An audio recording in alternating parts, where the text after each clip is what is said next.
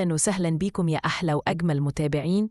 أهلاً بيكم في قناتكم همسات وحكايات ندى، مع قصة وحكاية جديدة ممتعة جداً وجريئة جداً. بتمنى تكملوها لحد الآخر، وقبل ما أبدأ يا ريت تنزلوا دلوقتي تعملوا لايك للفيديو واشتراك في القناة علشان يوصل لكم كل جديد. ويلا بينا نبدأ. أنا بصراحة لحد النهاردة مش قادرة أنسى اليوم ده، اليوم اللي غير لي حياتي كلها من غير ما أكون مخططة لأي حاجة.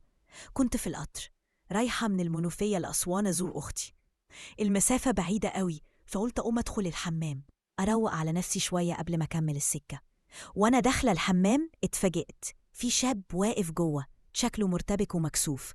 قال لي بسرعة: أنا آسف والله، ما كانش معايا تذكرة وكنت مستخبي هنا، سامحيني. قلبي اتخض في الأول، بس وشه كان باين عليه الصدق، مفيش فيه خبث ولا حاجة تخوف. قلت له: بس كده ما ينفعش، ممكن الكمصري يدخل ويتبهدل احنا الاتنين. رد عليا بهدوء وقال لي: أنا مش هأذيكي، أقسم بالله، استني بس لما يعدي الكمصري وبعدها أخرج على طول. فضل واقف على جنب وأنا وقفت بعيد مستنية اللحظة دي تعدي. مرت دقايق تقيلة بس عدت على خير. الكمساري ما عداش، والشاب فعلا كان محترم جدا. وفجأة قال لي: على فكرة ريحتك حلوة وشكلك طيب. ضحكت وقلت له: يعني بتكومبلمنت كده على السريع؟ قال لي: أنا بس كنت محتاجة أتكلم مع حد وحاسس إنك مختلفة. وبدأنا نتكلم. قال لي إنه اسمه كريم ورايح لأسوان يدور على شغل، ومحفظته وقعت وما كانش معاه ولا جنيه، ومكسوف يحكي لحد أو يطلب مساعدة. قلت له: طيب ما تقولش غير سلامتك، أنا هدفعنك التذكرة. رفض في الأول، بس بعد محايلة وافق. وطلعنا من الحمام وروح قعد جنبي في الكرسي، وقعدنا نتكلم طول الطريق. ما حسيتش بالوقت خالص، كان دمه خفيف وكلامه فيه ذوق وأدب. ولما وصلنا أسوان رحت أختي، وبعدها بيومين رنيت عليه. ومن هنا بدأت حكايتنا.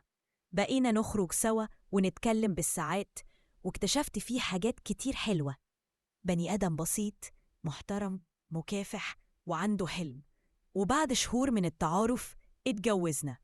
ومن يومها وأنا حاسة إن اليوم اللي دخلت فيه الحمام في القطر كان بداية لحكاية عمري. النهاردة إحنا متجوزين وعندنا طفل زي القمر، سميناه محمود.